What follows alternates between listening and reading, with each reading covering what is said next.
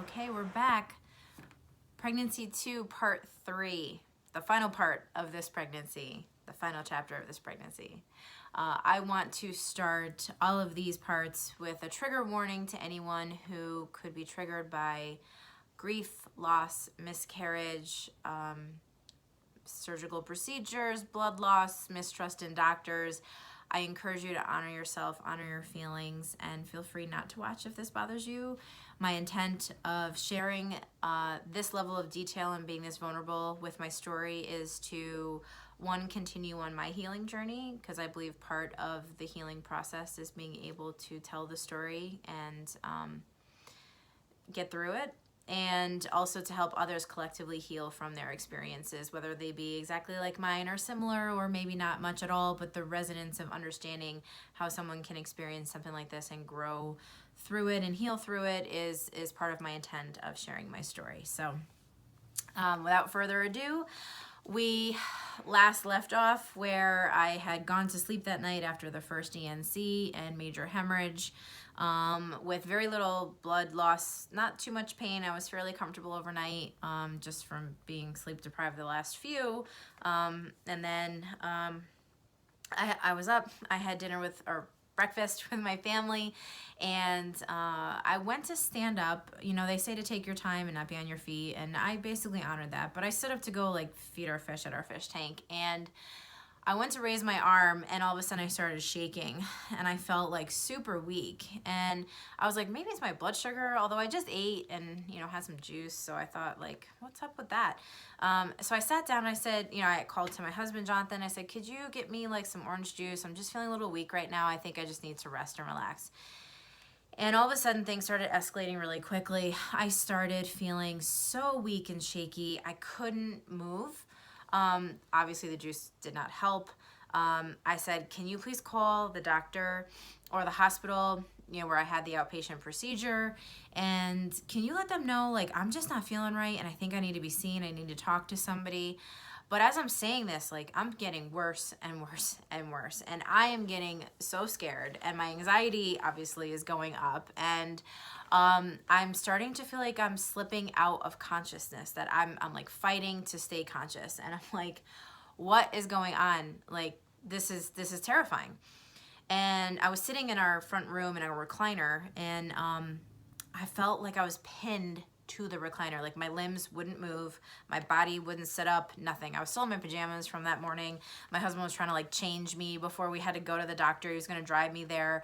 We called over my family to help watch Johnny at home, so we didn't have to like take him. But I was getting really scared because I'm like, you can't even move me.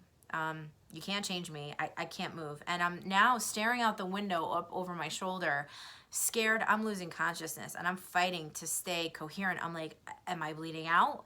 Is my blood pressure dropping? Am I gonna have a stroke? What the heck is going on? I felt like I was gonna die.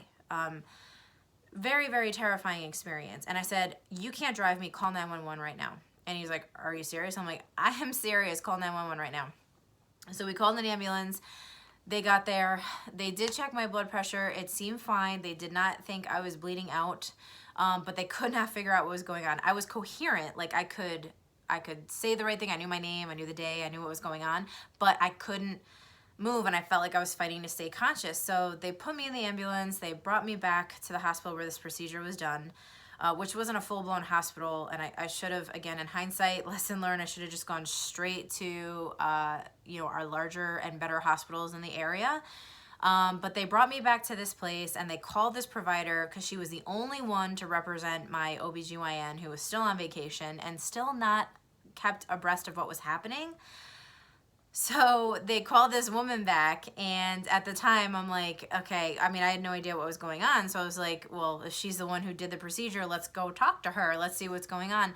And I'm scared to death. And they had me waiting and waiting and waiting because my vital signs were stable. But I'm like, is there something going on behind the scenes that could cost me my life? Like, I just don't know what's happening. So they brought me down for another ultrasound, and the doctor comes up several minutes later and tells me that there is a clot the size of a chicken egg, like, you know, this big, in my uterus, blocking the exit, the cervix, and possibly was pooling with blood and maybe going into toxic shock. Although I surmised that, to this day, I still wasn't told what had happened to me. But it was akin to a feeling of shock, knowing that your blood, you know, goes to your essential organs. I had like no feeling in my arms the whole time. I couldn't move at all. I couldn't stand at all. So I'm like, well, what the heck? Why is there any tissue left? And I'm angry. I am fearful. I'm crying. I'm scared. I don't want to go through another DNC. I don't want to be put out again. You know, I was like, I don't understand if this is such an easy outpatient procedure. Why the heck are we doing this again? Very frustrating, very terrifying. So we immediately get down there. The thing is, this is an outpatient kind of hospital other than the maternity side. So there were no anesthesiologists on site. There were no nurses on site. It was a ghost town in this area. And again, I wish myself or my family, who is now present, or someone could have been like, let's go someplace else. This is not the right place for this. So again, tons of lessons learned here. I'm going to summarize all of that in the last week of my video series. But they started calling in the staff, the anesthesiologists, the nurses, or at least bare bones, you know, so they can do this all over again. And it took forever to kind of get set up because none of the rooms were set up. Nothing was ready. They couldn't stick me because they couldn't find a vein. Like, the anesthesiologist could not find a vein. And he stuck me all over my body. He tried my ankles. He tried my wrists. He was going to try up in my neck.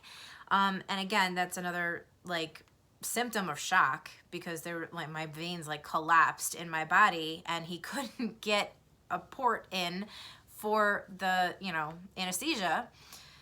He finally did. I mean, I was like strapped and prepped to the operating table, like, you know, in that position, wide awake, crying my eyes out, being poked with a needle by the anesthesiologist to get the anesthesia in my body. It was terrifying. I felt like I was being operated on in a third world country. And, you know, I live in a very stable, well-to-do, nice area with qualified hospitals and healthcare all over the place, and I was just in shock of what was going on. And in so many ways, I couldn't even, you know, grieve and get through the emotional stuff that I was dealing with because I had such a intense physical fear going on. So finally found the vein, this tiny little vein like in my wrist right here. It worked. I was out, came to. She says she got everything else out, or what she thinks. She says it's a blind procedure. You know, I can't go in there with a scope.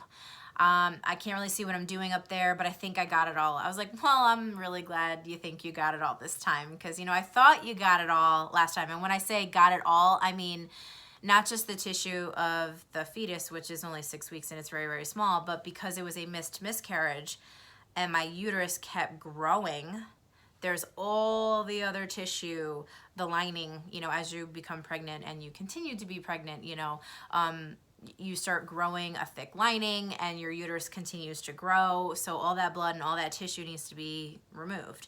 And so I'm like, well, I hope you got it all this time because I'm not doing this again. And I did not say it with the smile on my face that I am right now, but sometimes you just have to put a little humor in it after such a serious situation. So, you know, I recovered. I elected to stay the night under observation in the hospital because I was having severe panic attacks.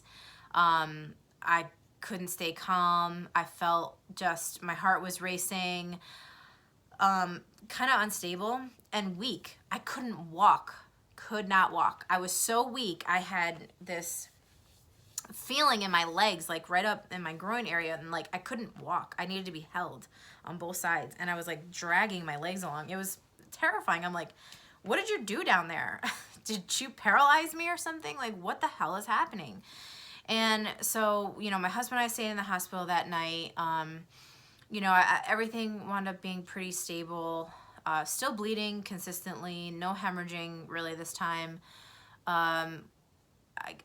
She comes in, after my panic attack that night, they get her on the phone because she leaves the hospital.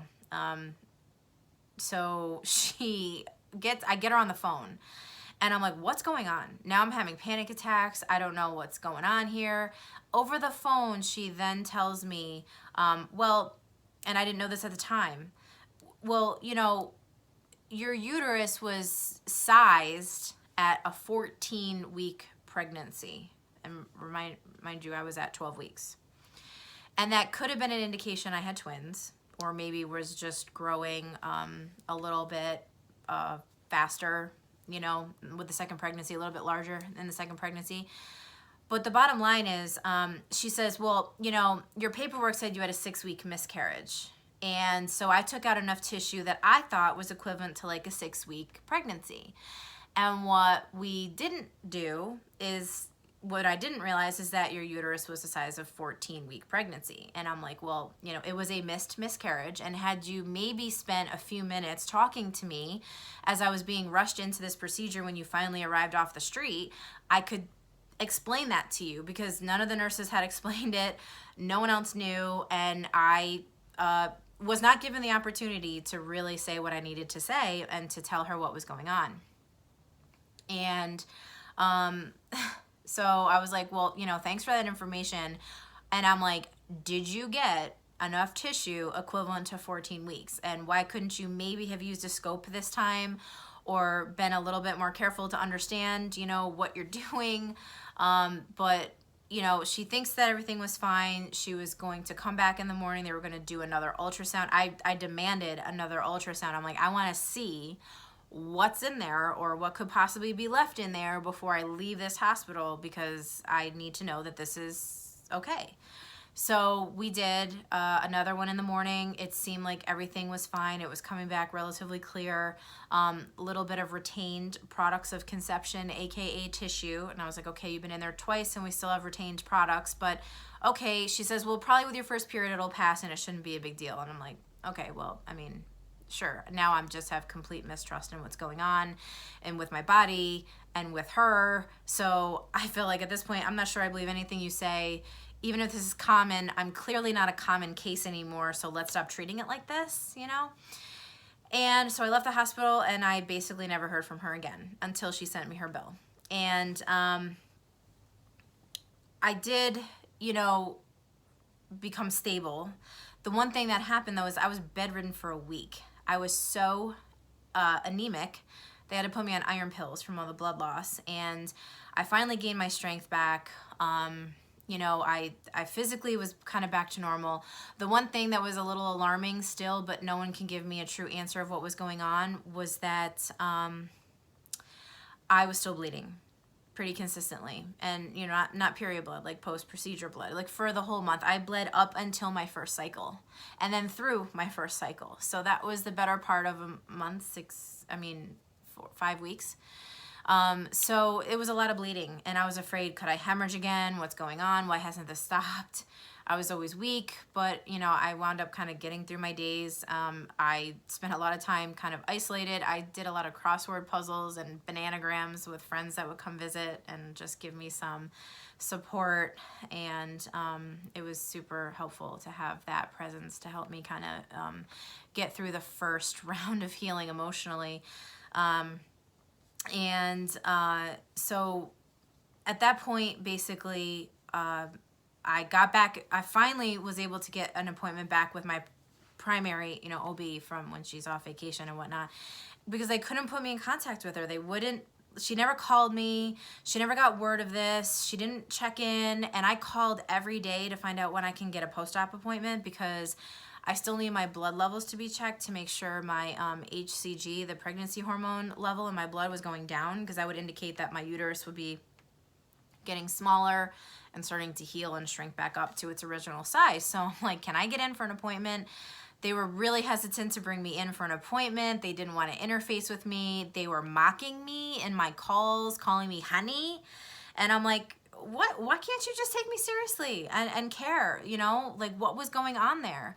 And I finally got in for an appointment. I saw my OB face-to-face 2 appointments later. I remember meeting just with the nurse to take my blood, and I'm like, so you're not going to sit and like talk to me and do kind of like a preamble here on what's going on? And Nope, too busy, didn't get an appointment with the doctor. So when I finally did see her, though, she was extremely passive, and she almost blamed me. Like, oh, well, my ignorance to not knowing what a DNC was about. And, she said, the retained product could even be cancerous because she sees fibrous material in my uterus. And I'm like, okay, so now you want to scare me with cancer? Like, what's going on here? And if it were cancer, why wouldn't you be like, so let's get some more imaging done, or let's do another procedure, let's look at this a little bit more closely. But she was extremely dismissive, but then planted to see that it could be something worse. It was so terrible. I walked out of there so upset, and I'm like, well, who the hell was this doctor? And she couldn't answer me on that either. And so I was like, I got to get out of here. And I called a lawyer. I've called several lawyers about this because I looked into this doctor's record. Turns out she was, not from the area. I'm not sure she was listed on the hospital as a locum to even do procedures there. But unfortunately, unless you're dead or severely disabled, it's really hard to bring a malpractice suit against a lawyer. So I'm still working on that because I feel like, it's not even for my own vindication. It's for the protection of other women, because that woman should not be in her trained field. And she should not be doing what she's doing if that's the way she's being, that's not the way she's runs her practice, and that shouldn't be the way she tees up someone else who's even less qualified to do what she's doing. Because this woman, this OB is telling me, I might have to go for a third DNC, and she thinks it could be cancer. And I'm like hell, you're putting me under again and doing this to me again. I'm completely traumatized. I'm seeing somebody else. So it took me weeks to get into another well-known doctor in the area who's much more competent. He did the imaging. He said everything was fine. Just wait for my cycle. But in the meantime, it was a long road. It was a long road to physically recovering. And honestly, the emotional recovery only happened thereafter. And it took a long time. It's still something I'm not healed from. I'm still very much affected by what's happened. I've come a long way, and I will be sharing a lot more of that, coming up. But, that's sort of that's the culmination of pregnancy 2 and miscarriage number 1. I thank you all for listening. I know I went a little later on this one. I apologize, but I didn't want to break this up into 4 parts. So stay tuned next week when I talk about pregnancy number 3, miscarriage number 2.